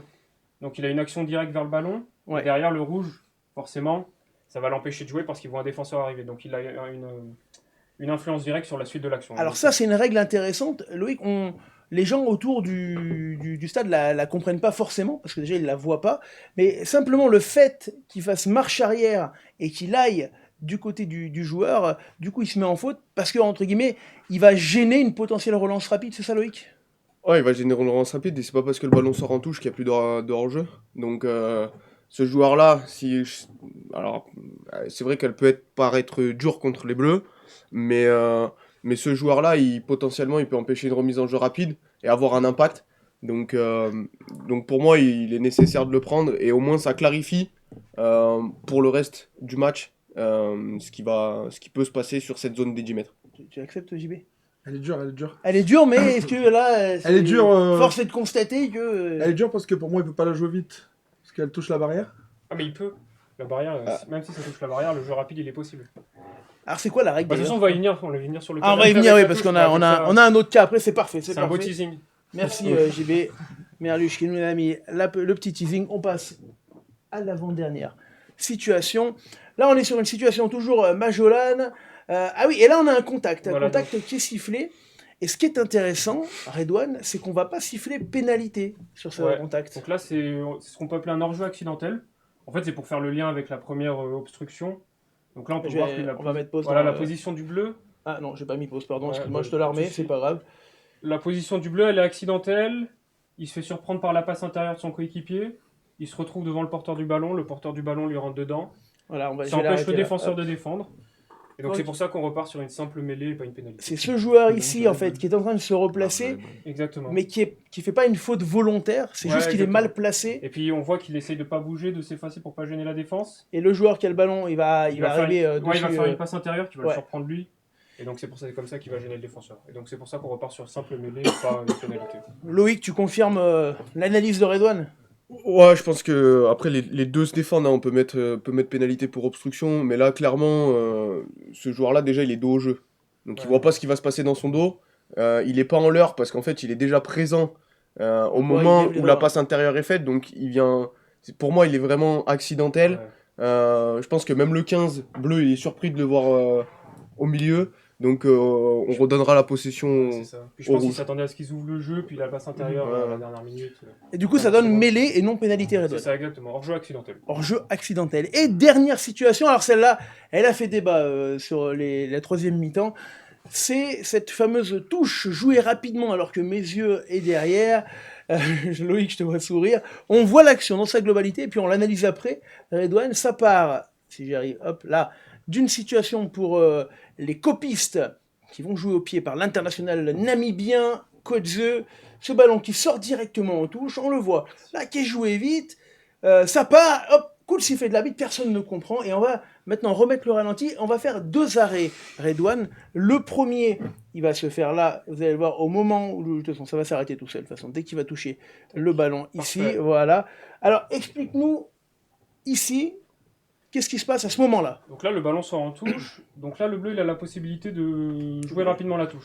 Ouais. C'est le même ballon, il n'y a pas d'alignement formé, et personne touche le ballon, mis à part lui. Donc là, la remise en jeu, elle est rapide à partir de ce moment-là. Donc là, il peut y aller. Il peut y aller. C'est un signe de validation. C'est mal fait. Je vais l'effacer, c'était dégueulasse. Voilà.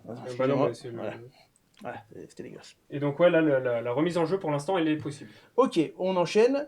Du coup, jusqu'au moment fatidique qui a lieu une seconde après. Hein. On va pas aller bien loin. Hop, le joueur arrive, il récupère le ballon, il va jouer la touche, et là, tac, coup de sifflet, je vais mettre pause, je te mets la tablette, je t'en prie, Redouane. Et donc là, la remise en jeu est rapide, sauf qu'elle est mal réalisée, parce que le joueur bleu, là, il est à moins de 5 mètres on le voit, la ligne des 5 mètres, elle est là, elle est là, hein. Hop, ici. Et donc là, ce joueur, il se situe dans les 5 mètres, donc la remise en jeu n'était pas bonne. Donc Loïc a bien fait d'arrêter. Alors Loïc, là ça va, t'as la ligne en plus que le petit bout de ligne, mais alors ça, dans le cas général, cette ligne, elle n'est pas tracée tout le long. Comment on fait C'est comme ça. Ah mais non, il faut essayer d'être vigilant et d'être le plus proche possible parce que le jeu fait que maintenant les équipes veulent dynamiser et jouer rapidement. Voilà, là j'ai la chance de voir la ligne, donc c'est plus facile pour moi de prendre la décision. JB, t'as envie de réagir, t'as l'œil pétillant là, dis-moi JB. Même moi, je suis pas sûr qu'il le voit. Ah, J'ai oui, un mais en petit tout cas, il doute. le siffle bien. Oui, oui. Du Non, coup. non, mais là, ça, c'est une faute qu'on appelle de cadet. C'est le règlement, ça, c'est une touche, elle doit faire 5 mètres, elle doit faire 5 mètres. Si on l'a fait de 5 mètres, il y a essai. Et le Alors, match, il est Alexis Arnaud, gagné. Ah, c'est lui. voilà, c'est lui qui répond en direct et c'est ça qui est magnifique sur LSD. C'est moi, bordel, je connaissais pas la règle. Et ben voilà, Voilà. ça aura servi à quelque chose. Ça m'étonne pas. On a au moins un La joueur. prochaine fois, il mettra l'essai de la gagne. Voilà, il se mettra à 5 mètres et il pourra partir. Si ça a servi à un joueur, c'est que c'est réussi. Redouane, merci beaucoup Avec d'avoir plaisir. joué Merci à le toi, jeu. Hugo. Et je te remercie, t'es venu en stage, c'est toujours passionnant d'avoir un arbitre de l'intérieur. T'es venu au pire moment pendant la Coupe du Monde, t'en as pris plein la Ouais, tronche. ouais, Mais Ça, je peux c'était... témoigner, ça. Voilà. Mais Voilà, c'était merci quand à même toi, bien Hugo. sympa de Ouais, t'avoir. merci, Hugo. Allez, jingle, merci Redouane.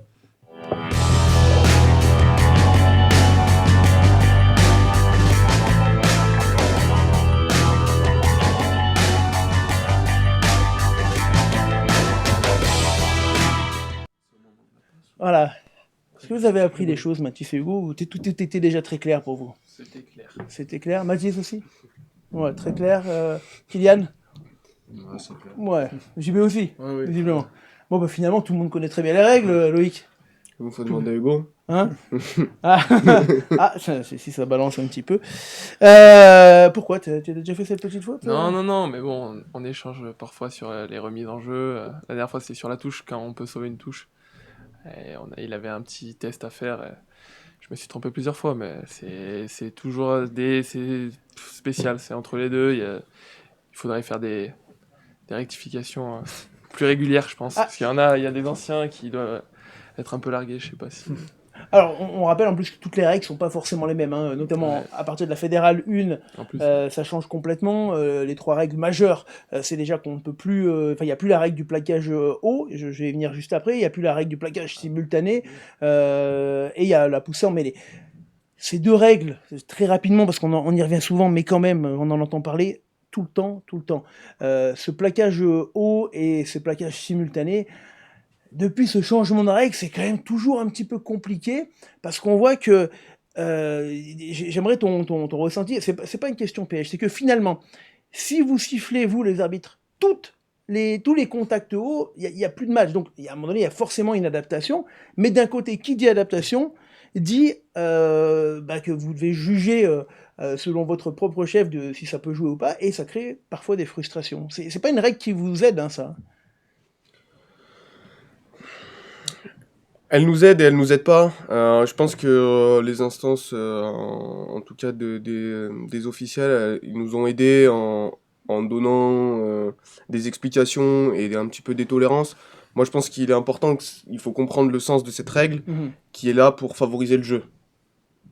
C'est pour ça, alors il y a tout ce qui est l'aspect commotion et tout ça, mais avant tout, elle est là pour favoriser le jeu. Un porteur de balle, comment il peut jouer le ballon? Bah, si l'adversaire il lui prend pas le ballon, ou en tout cas s'il le bloque pas. Donc, est-ce que si on tolère que si le porteur de balle il peut jouer le ballon comme il l'entend, il n'y a pas forcément de plaquage haut, moi ça me déplaît pas. En tout cas, c'est dans le sens sur lequel j'ai envie d'aller. Par contre, si le défenseur il vient Oui, mais alors du coup, clairement... ça veut bien dire, Loïc, que ce que tu dis, ça peut dépendre de chaque arbitre et de sa sensibilité, ou pas? Mais non, mais attends, c'est pas pour dire que c'est... Finalement, vous n'avez pas bien le choix de juger selon votre sensibilité, parce que on est d'accord qu'on peut pas...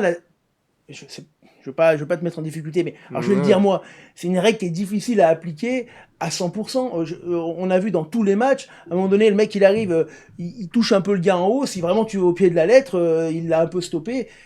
Donc forcément, faut l'adapter. Donc c'est pas facile. Bah, il y a toujours la règle et l'interprétation de la règle. Mais pour moi, cette règle-là en fait partie, mais il y a un panel de règles qui est comme ça. On peut reprendre de l'action sur la zone des 10 mètres. Ouais. Je pense que si on fait un quiz, on a peut-être 70% qui prennent pas cette décision-là. Donc moi, je l'interprétais de cette manière-là. Ouais. D'autres l'interprètent d'une autre manière. Voilà, après, c'est comment on justifie la chose. Moi, ce qui me paraît le plus important, c'est comment on justifie auprès des joueurs. Je pense que si je vous l'explique comme ça, ils comprendront peut-être plus facilement que si on l'explique pas et qu'on reste borné à pas vouloir discuter. Kylian et JB, alors vous avez fait ce voyage F1, F2, F2, F1, F2. Du coup, changement de règle 2 fois. C'est vraiment compliqué de se réadapter chaque année, du coup, pour le coup. Alors moi, j'ai jamais été impacté par la règle du plaquage. Parce que tu t'es blessé vite. Parce que qu'il j'en plaque fais pas, pas ouais. beaucoup, surtout. Non. Moi, ce que je vois depuis le début de saison, c'est que le plaquage à 2, je me trompe, mais il est plus sifflé du tout. Moins. Sur les 5 matchs qu'on a fait, nous, personnellement, il a pas été sifflé. Donc ça a été frustrant les 2 premiers matchs, mais du coup, on Parce s'y est que mis. on est d'accord, c'est plaquage à 2 Simultané, simultané. exactement. Du coup, la nuance est importante. Elle est, parce que elle est importante, c'est ce qui fait qu'on mais siffle, hein. surtout proche des lignes, tu plaques souvent un 2 sur des pénalités jouées vite. Ça n'a pas été sifflé, mais au moins là, je trouve que c'est une cohérence de tout le monde parce qu'il n'y a pas de danger. Non, mais alors, du coup, et attention, je ne pose pas la question à Loïc parce que je veux pas le mettre en difficulté, mais c'est ce qui crée de la frustration parce qu'un jour, on va avoir peut-être un arbitre. Yann qui me dit quand tu jouais dans les années 90, il y avait moins de règles. C'est vrai, c'est pas faux. Mais 90, ça fait loin. La frustration, c'est que on peut très bien tomber un jour sur un arbitre qui lui décide d'appliquer vraiment la règle. Et du coup, d'un match à l'autre, il peut y avoir une nuance. Et cette nuance, elle est parfois difficile à accepter par les coachs. Après, bon, ça fait partie du jeu. Kylian, toi, ça a été compliqué d'avoir le droit de plaquer haut et puis de plus le faire d'une année à l'autre? Pour moi, non, parce que j'ai l'habitude. plaques pas non plus? Si. Personne plaque à mesure, on est d'accord? Si, mais je me baisse on l'a tout vu le sur temps, la moi, défense, même. ceci dit, personne n'a plaqué. Hein, ça. En Fédéral 1, je me baissais aussi, donc c'est pas un souci, mais il y a des joueurs, ça doit être compliqué quand même pour Ouais. eux. Ceux qui ont l'habitude de plaquer haut et que ils se retrouvent en fait 2 à devoir se baisser, c'est un peu plus compliqué, je pense. Hugo, toi, si demain tu devais un jour rejouer sans plaquage haut, ça change des choses pour toi? Je trouve qu'il y a plus on monte, plus il y a des plaquages au ballon, on appelle ça au ballon, on vient ceinturer en haut. Et, je vois là en national, ça se fait quand même beaucoup pour limiter le fait de justement que le joueur puisse faire vivre le ballon derrière. Même nous à l'entraînement, il y a des phases d'entraînement où tu entraînes à bloquer la balle en plaquant à 2 de cette manière-là. Ouais. Donc je pense que il y a beaucoup de joueurs pour qui ce serait dur. Mais il y en a pour qui ça ferait du bien aussi, peut-être. Mathis, toi qui est presque le plus jeune, pour toi c'est assez logique, cette règle du plaquage, on t'a quasiment appris comme ça depuis tout petit. Donc toi, faut pas que Vinet monte, tu serais emmerdé de pouvoir plaquer haut du coup. C'est ça? Ouais, c'est ça. Voilà. Mais j'allais dire, Antonin ne nous a pas parlé de maintien encore. Non. Donc on est tranquille. Allez, on revient sur les résultats de cette poule et le classement. Et après, on a pas mal de choses, puisqu'on a la poule également de Voiron, de Vinet encore, et avec les beaux matchs de Saint-Jean, en fait, d'une à regarder. Nantua premier devant le Creusot, Rieux, troisième de cette poule. Pour l'instant, les Majolans de mes yeux, avec cette défaite à la maison, rentrent dans la zone rouge. Tout est encore, bien sûr, serré en bas. Et on est dans cette première partie du championnat. C'est le Grand Dol qui dégringole de la première à la 4e place. La Fédérale 2 maintenant, poule 2. Et on commence avec la très très très belle victoire. On a les images. Les images de Voiron, s'il vous plaît. Du côté du CARF, le SO Voiron privé de Hugo Collia qui a pris protocole commotion le week-end dernier. Ouais, on voit les filets propres au match du Sud à Saint-Raphaël. Et Voiron sans Hugo Collia, sans Clément Gelin, sans quelques autres joueurs, avec pas mal de jeunes dans l'effectif qui fait le gros coup et qui va s'imposer à un petit point du côté de Saint-Raphaël. Une victoire qui lance vraiment la saison des Voironnais. Arthur Choma nous l'a confirmé ce matin au téléphone. Il a dit ça y est, c'est la victoire qu'il fallait pour vraiment lancer la saison après la défaite notamment à la maison contre Montmélian la semaine dernière. Lourde défaite, toujours dans le sud, c'est la Bièvre qui voyage difficilement après un match compliqué à Montmélian. Il s'était repris contre le CARF à la maison. Et là, comme l'a dit son coach, ils ne sont pas sortis du bus à Aubagne. Défaite 54-26, assez lourde. Ça n'a pas joué à Aubagne, ça a joué à La Ciotat, ce match, parce que le terrain d'Aubagne qui avait été pris par les gens du voyage a été libéré, mais le terrain n'est plus praticable pour l'instant. Monaco s'impose à la Tour du Pin, 47-26, score lourd, mais de l'aveu du coach Steph Reynaud, Monaco qui vraiment fera partie des 2 premières équipes, selon lui, de ce championnat. Très très belle équipe de Monaco, qui n'est plus du tout la même que la saison dernière, qui s'est énormément renforcée. Tu confirmes, Mathis? Ils ont recruté... Ça a recruté sévère. Ouais, ils sont les potes partout. Il y a le petit frère Russell. Russell qui joue, d'ailleurs, parfois il est dans les tribunes. Il jouait contre Montmélian, il était passé. Monaco qui vient s'inviter dans cette course en tête, Mathis. Bah ouais, ça change de l'année dernière. où c'était un peu moyen, c'était même limite. Mais ouais, ils ont recruté beaucoup et ça va être une grosse équipe qui va jouer, je pense, la montée. Alors, on me dit il faut que Hugo et Mathis parlent plus fort. Oui, mais on est tranquille chez les Pandolfo. On est arrivé pépère, mais on va peut-être les monter un petit peu en régie si on peut, les amis. Montmélian s'impose 32-7 face à Saint-Marcelin, mais alors attention parce que Saint-Marcelin menait à la mi-temps 7-6 et c'est Montmélian qui a fait la différence en seconde mi-temps. Les Saint-Marcelinois de Tony Testa qui ne lâcheront rien toute la saison. Véor, et là on a également les images, la victoire de Véor, importante à la maison, 31-29, Véor qui joue pour le maintien dans cette saison, hein, les hommes de Benjamin Servien qui a repris le club après Saint-Jean-en-Royan, cette saison qui pour l'instant était en difficulté depuis le début de saison et qui viennent se gagner ce match à la maison contre les Angles, une équipe des Angles, Mathis, qui est pourtant surprenante hein, parce qu'elle trustait le haut de tableau. Hein. Ouais, on a joué le week-end dernier là-bas. Ouais. On s'est fait surprendre. Ouais, ils avaient pris 10 dernières minutes. 10 minutes compliquées. Ouais, ça a été compliqué. Ouais, pas réussi à mettre notre jeu en place. Et en tout cas, Véor qui prend les points à la maison. Et on arrive à ce match Vinay-Avignon. Pendant qu'on montre les images de ce match. Mathis, cette saison de Vinay, elle est partie un petit peu lentement. Puis ça y est, on semble quand même que l'équipe a pris possession. Même si cette défaite à l'extérieur, elle a été un petit peu difficile à avaler. Un peu, ouais. Moi, je n'ai pas joué aux Angles. Malade. Mais... Est-ce que c'est pour ça que du coup qu'ils ont perdu ? Non, non. C'est pas ce que tu voulais dire. Non mais ouais, début de saison compliqué, du mal à se trouver, peut-être manque de communication ou de cohésion. Ouais. Pourtant, on va au bar de Trelin et tout. Mais bon.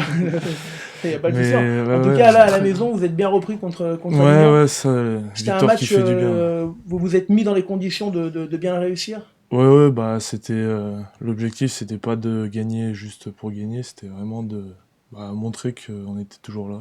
Voilà. Et on remercie d'ailleurs David Falk du côté de Vinay qui nous envoie les vidéos toujours de très bonne qualité pour les Vinois et c'est très appréciable de pouvoir montrer cela avec plus de mouvements que ce qu'on avait vu notamment à la Tour du Pin où vous aviez axé le jeu devant, Mathis. Ouais, là on a plus réussi à se trouver. Ouais, c'était plus clair que déjà. D'ailleurs, on met ce match à la Tour du Pin. On a quelques images de cette rencontre qu'on avait vécue ensemble. Il faisait un petit peu sombre. Hein. Il y a quelques semaines, il était 20h, commençait un petit peu à perler la rosée. Du coup, c'est quoi ton sentiment, Mathis, toi, sur ce début de championnat ? On va devoir buter. Non, c'est toi qui butais ? Non, c'est pas toi qui butais ici. Non, c'est pas toi qui butais. Je sais pas pourquoi on a cette. Ah oui, parce que là, t'es devant. Ouais. C'est quoi ton sentiment sur ce début de saison ? On va dire compliqué au début, mais pas non plus catastrophique. Ouais. Mais ouais, match amicaux pas bien passé non plus. Tiens, voilà, on a des petites photos d'archives. Alors, photos d'archives, oui et non, parce que c'était il n'y a pas si longtemps que ça. Hein. LFD existait déjà quand tu avais cette tête-là. Ouais. C'est pour dire. Il n'y a pas si longtemps. Voilà. Mathis pour cette saison à Vinay. Vinay qui s'impose 41-17 face à Avignon. Le classement de la Fédérale 2. Poule 2, s'il vous plaît. Avec Monaco premier devant Montmélian. Les Angles, troisième pour remettre quand même la belle performance de la Véor. Vinay 4e, Voiron 5e, La Bièvre 6e. Derrière, la Tour du Pin, Véor et Saint-Marcelin et Avignon maintenant aussi se battre pour ces deux dernières places. Voilà pour la Fédérale 2, Poule 2. On grimpe d'un niveau. On va bientôt aller voir Saint-Jean-en-Royan qui avait un énorme match contre Issoire. Mais on va déjà commencer par la poule 1 avec Chartres qui s'impose face à Sarcelles. À Sarcelles d'ailleurs 37-8, le Servette de Genève face à Villefranche 25-6, Villefranche qui est dans une année un petit peu compliquée. Orléans qui recevait le Havre s'impose 20-18 et Beaune est forfait, c'est pour ça qu'ils sont en grisé, défaite forcément forfaitaire. Allez, le classement de cette fédérale 1, poule 1 avec Orléans devant le Servette de Genève, Chartres, Nuit-Saint-Georges derrière et Villefranche pour l'instant relégable. La poule 2 Fédéral 1. Et là, nous allons parler de ce Annonay-Annecy. On va mettre les images de ce match régional pour nous. Et on remercie du côté de Annecy pour nous avoir envoyé ces images. Annonay qui recevait Annecy. Et Annonay qui va s'imposer à domicile face aux Annéciens, un petit peu en difficulté, à qui il manque quelques victoires, quelques points dans ce début de championnat, mais les hommes de Julien Forge vont s'accrocher, et là on va apprécier, parce qu'il y a eu des jolis essais de la part des Annonayens, voilà, qui sont allés marquer, c'est le caméraman, hop, était parti, entre les perches, la réaction annécienne, où on a montré de belles valeurs devant, hop, avec ce ballon qui part, et cet essai en bout de ligne, et puis on va pouvoir voir ce dernier essai d'Annonay, et puis derrière, s'il vous plaît, on passe à la suite et on remet les résultats de la poule, voilà, l'essai entre les perches. L'autre match important, alors il y avait Grasse-Berlétan qui a été reporté, Château-Renard s'impose contre Tricastin, le 15 du Coudon s'impose contre Gruissant, Agde contre Céré, et du côté de Saint-Jean, on a les images de ce match, Saint-Jean en Royan, Issoire. Le coach nous disait Romain Végnat, Issoire, selon lui, une des plus belles équipes de ce championnat, complète devant, derrière. Tu confirmes, JB, je te vois hocher. Ouais, l'année dernière, Annonay, ouais. J'ai vu qu'Annonay était mal parti, mais c'était les deux gros morceaux de la poule. Ouais, et Issoire qui commence plutôt bien son match à Saint-Jean, mais Saint-Jean, voilà, il y a un truc qui s'est créé avec cette montée en Fédéral 1, du monde là dans les tribunes, à gauche et à droite, on le reverra tout à l'heure, et ils sont allés s'arracher pour aller accrocher un match nul, les Saint-Jeanais, 31-31, donc un joli match, voilà. Voilà, alors bien sûr, c'était écrit crédit US Vinet. Pas du tout, parce que c'était crédit Saint-Jean-en-Royan. Je pense que je vais recevoir un mail. Ouais. Je remercie c'est Kylian ou Teddy, là je vous balance. Là, vous avez fait l'erreur à pas faire. Hein. Teddy, là, c'est pas bien. Hein. Aïe. Je vais me faire taper sur les doigts. Le classement de la Fédérale 1, poule 2, s'il vous plaît. C'est sûr, je vais recevoir un message avec Agde premier devant Issoire, Château-Renard 3e, Annonay 6e, Saint-Jean 7e. On parlait tout à l'heure des buteurs, c'est important, tu es buteur, c'est un truc que tu as toujours travaillé, JB? C'est un grand mot, travailler. J'ai jamais. Comme à l'école. Si, non, dans mes années au Loup avec Xavier Sadourny et après à Brouin avec Seb Bouillot, sinon après. Ouais. Je me suis pas beaucoup entraîné, j'ai eu la chance d'avoir fait du foot. Je pense que ça m'a aidé, mais sinon, je suis pas le roi de l'entraînement. Hugo, toi aussi, t'aimes bien botter, t'as un coup de pompe assez puissant également? Ouais, c'est un truc que je fais souvent et que j'aime faire, c'est pas une corvée d'aller buter, c'est des moments que j'aime bien, qui me tiennent à cœur. Ouais. Alors, pour ceux qui suivent effectivement LSD et le Morning Ruck, on vous rappelle d'ailleurs, le rendez-vous c'est le samedi matin, Morning Ruck, pour préparer le week-end de rugby. Alors, il n'y en aura pas ce week-end parce qu'il n'y a pas de match de rugby, tout est arrêté pour la Coupe du Monde, où malheureusement la France n'est plus là puisqu'on a cassé notre Coupe du Monde. J'en parle pas. Et on va revenir, on a lancé un challenge, le LSD Rocket Challenge. On va aller voir les buteurs des clubs régionaux, on va partir de la R3 et on va aller jusqu'à la Pro D2. On va tous les mettre avec les mêmes règles, c'est tous les samedis matins dans LSD. On a déjà vu 8 concurrents. Hugo, tu faisais partie de ces concurrents. On va voir ta prestation, 6 pénalités à tirer dans un temps le plus rapide possible. Fermez les yeux. Hugo Pandolfo, arrière du 16e.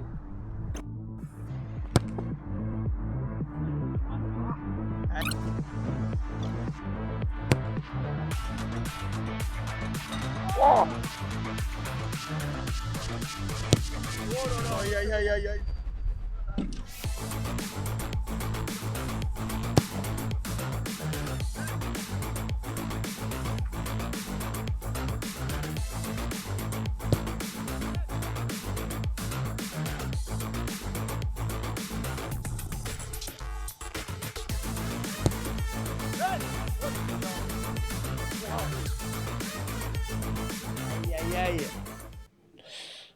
aïe. Aïe, t'as fermé les yeux là, t'as pas voulu revoir ce moment, Hugo. Non. Beaucoup de frustration là. 3 là, tu visais plus. Hein.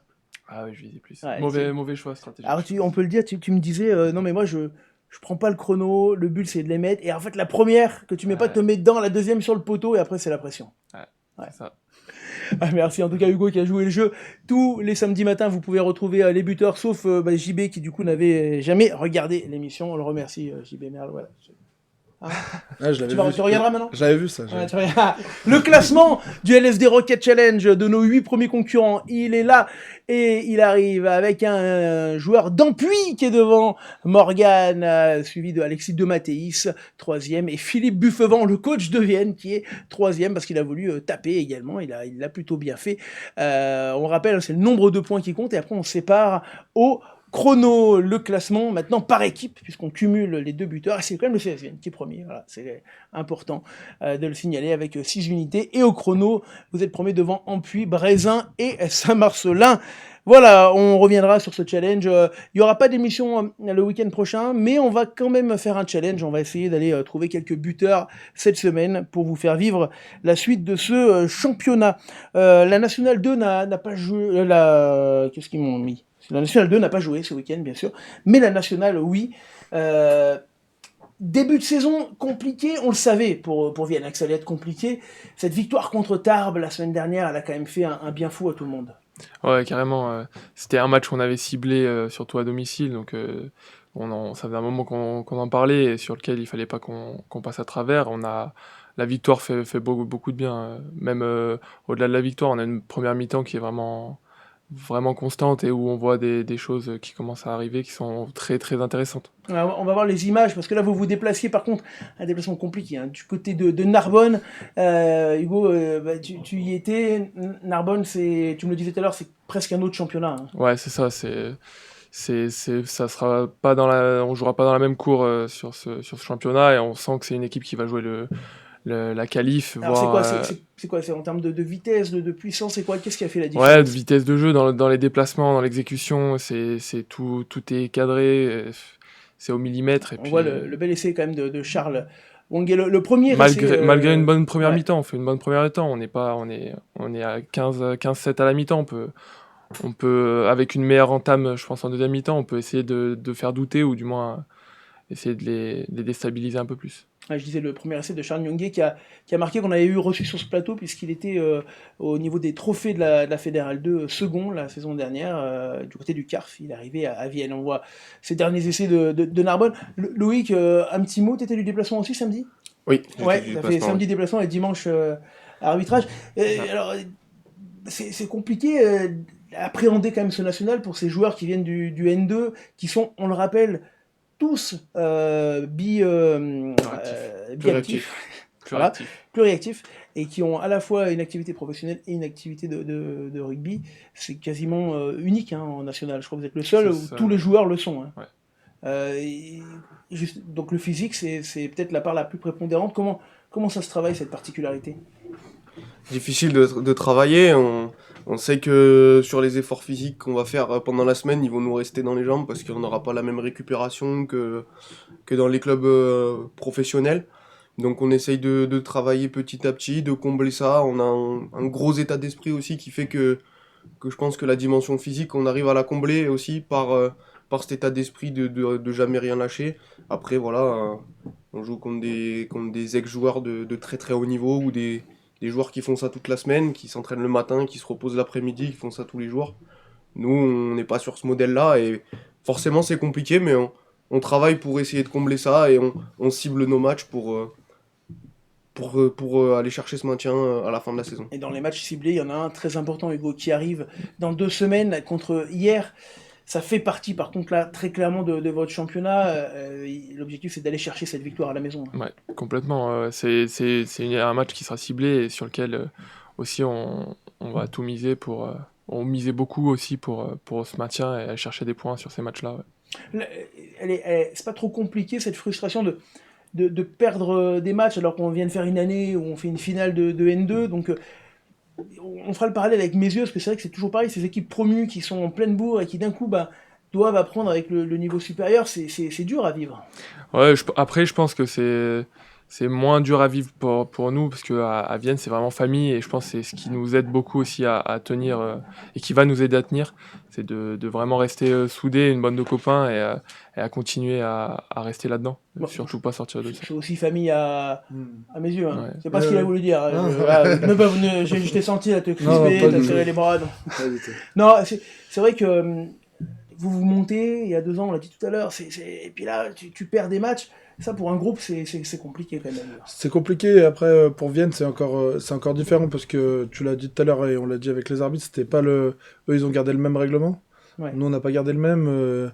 Je crois que la Fédérale 1, si les arbitres ils interviennent auprès de nous, je crois que sur les 4 premiers matchs, et j'exagère pas, on doit prendre 35 pénalités sur mêlée, je pense. Mhm. Donc, je crois que le premier match contre Villefranche, on prend 14 pénalités, 13 sur mêlée. Ouais, donc, Voilà, c'est- donc après, c'est facile à résumer toute la saison, une c'est saison. joué là-dessus. Donc après, on a joué contre Ouais. des équipes 2 fois meilleures que nous, mais Ouais. déjà, quand à chaque mêlée, tu sais Ah, qu'il y a les qu'il y a fondamentaux- carton jaune. Les fondamentaux, JB, c'est sûr que c'est compliqué. Je voulais parler quand même de la relation avec ton frère. Alors, vous jouez pas ensemble, vous l'avez jamais joué ensemble, hein. Non, Et- jamais. Voilà. Et est-ce qu'un jour, ça fait partie des... Parce que tu l'as dit tout à l'heure, JB, pour vous de jouer en fratrie, ça a été un moment fort. Ça fait partie un petit peu des choses, même pour plus tard, que vous aimeriez faire. Ouais, enfin, pour moi, je pense que c'est un truc qui me fait bander, on va dire. Ouais. Et, Du coup, on s'en fout, il n'y a pas le CSA. Pas bien. mais oui, c'est vraiment quelque chose qui serait beau à faire plus tard, le plus tard possible, on va dire. Ça dépend. Ça Alors, va soit, dépendre de comment à on moins évolue que chacun. Vinet monte de 3 niveaux, ce qui est tout à fait possible. Hein. Exactement. Il faudra 3 ans, quand même, Hugo. Bon, à minimum. On est arrosant aussi. Ouais. Il faudra, ouais, Antonin, je sais pas s'il voudra. Il refusera peut-être la montée.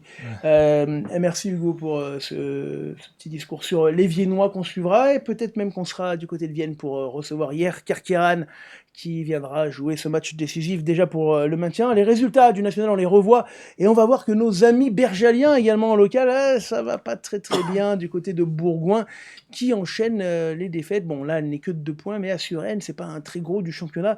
Bourgoin, tu as joué un petit peu, JB, il y a du mal cette saison vraiment à se lancer. Hein.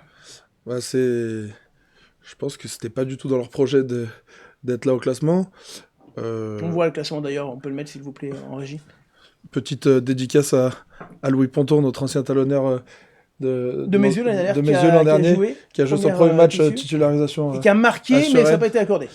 Ouais, qui vient d'enchaîner 3 matchs, là, 2 sur le banc et un titulaire, donc tant mieux, ça prouve qu'on peut s'inviter de fait d'une à National. Mais bon, je pense que les instances de Bourgoin, ça va couiner un peu, je pense, parce En que tout cas, 11e. ouais. Alors on le voit au classement, hein, Narbonne, tu as raison Hugo, c'est un autre championnat. Premier avec Albi, d'ailleurs, c'est les 2 équipes qui vous ont fait le plus souffrir cette saison. Carcassonne, Nice, Périgueux, que vous avez retrouvé en finale l'an dernier, Blagnac, Tarbes, Chambéry qui vient de gagner un autre match, ça leur fait du bien, nos amis chambériens. Et voilà, Bourgoin 17 points, Massy 15 points, Bourg 14 et Vienne 6 points. C'est pour ça qu'on voit qu'une victoire contre hier pourrait vous ramener sur potentiellement les Bressans et les joueurs de Massy. Voilà l'enjeu pour le match de National de dans 2 semaines. On monte au FCG, en Pro D2, où une très mauvaise nouvelle est venue accompagner le club qui s'est imposé sportivement contre Montauban, mais qui s'est vu confirmer ses 6 points de pénalité en championnat, et 6 points c'est énorme. Hein. Malgré tout, le FCG continue, fait une saison sportive plutôt équilibrée, notamment à la maison. S'impose 37-16 contre Montauban. Dans l'autre match, c'est le VRDR qui s'incline du côté du Stade Montois 12-7. On va voir le classement, s'il vous plaît, de cette Pro D2. Et on voit le FCG avec ses 6 points de retard, 6 points de pénalité, qui du coup repasse 14e. 6 points, c'est énorme. Hein. Si vous leur mettez 6 de plus avec 19, ils seraient 8e à 2 points des places qualifiables. Il va falloir s'accrocher du côté des Grenoblois. Le VRDR, on peut dire un petit mot, qui fait une belle saison en Pro D2. Hein. Ah, ils ont. Un petit mot parce que du coup, tu y étais. J'ai vécu dans la famille des Damiers pendant 2 saisons. Ouais, qui a changé de manager, donc avec un nouveau projet de jeu, mais qui a su se renforcer et faire les bonnes pioches. De ce que j'ai pu en voir, très très très belle équipe qui aime jouer au rugby, donc ça me va qu'ils soient dans cette place-là. Ils sont. Ouais, ils sont pas mal. Ils sont pas mal et ils déméritent pas. Ils déméritent pas et ils vont s'accrocher toute la saison pour aller chercher ces places de qualif. On arrive quasiment à la fin. Le programme LSD, est-ce qu'on en a un en régie ? On l'a pas, mais je vais vous le donner dans 2 semaines. Après, parce que là, week-end prochain, Coupe du Monde, on vous le rappelle, malheureusement sans la France. On dit que tu as pris du muscle, JB. Alors, Je sais pas si c'est du muscle ou pas. Je sais pas qui c'est qui a dit cette connerie. Qui c'est qui dit? C'est Jérôme Battaglia. Donc je te passe Ah, le ça nom va. de Jérôme. Donc ça va, lui on Pilier peut... du RCVT. Et on accepte. Dans 2 semaines, on aura 2 matchs. Donc Vienne, hier Kirkiran le samedi en national. Et le dimanche, nous serons du côté de la Bièvre en Fédéral 2 pour la Bièvre, la Tour du Pin. Match important pour aller chercher des points pour la Tour, pour ce maintien. Et match important pour la Bièvre pour raccrocher avec le haut de tableau. Merci, messieurs les Majolans, déjà d'être venus malgré la petite défaite d'hier, JB. On espère te revoir sur les terrains bientôt. J'espère. Ouais, mars, avril. Allez, début mars. Début mars. On viendra te voir pour le challenge. D'ici là, tu auras le temps de revoir les émissions. C'est le samedi matin, hein, Morning Rock, je te rappelle. Kylian, merci beaucoup d'être venu pour cette première pour vous deux. Loïc, merci d'avoir joué le jeu en tant qu'arbitre. De rien, avec plaisir. Voilà, c'est super cool. Et on invite d'ailleurs tous les arbitres qui sont avec nous sur les matchs le dimanche à venir débriefer le lundi. Il y en a eu quelques-uns la saison dernière. C'est toujours passionnant de pouvoir parler des matchs. Merci à vous. Merci à la fratrie Pandolfo. Merci Mathis avec Vinet qu'on va bientôt retrouver puisque dans 3 semaines, si je ne m'abuse, vous jouez un Vinet-la-Bièvre qui sera retransmis. Puis dans un mois, un Voiron-Vinet également retransmis sur LSD. Voilà, tu disais des beaux derbies qui Ah ouais, des beaux derbies, c'est pour ça d'ailleurs qu'ils seront tous sur LSD. Merci Hugo Merci pour à avoir toi joué le jeu sur le LSD Rocket Challenge, pour l'avoir bien pris, malgré que tu aies pris quelques pièces dans ton équipe. Ouais. Si tu veux te venger, c'est le moment, non? Pas de vengeance. J'ai rien à dire avec ce que j'ai fait. Il n'y a plus rien à dire. c'est super sympa en tout cas d'être venu. Moi, je vous donne rendez-vous lundi. Je pense qu'on fera une petite émission spéciale avec des nouveaux buteurs pour le LSD Rocket Challenge. On va quand même pas vous laisser sans votre challenge. Et puis, on se retrouvera pour les matchs dans 2 semaines. Ciao, ciao. Voilà les jeunes.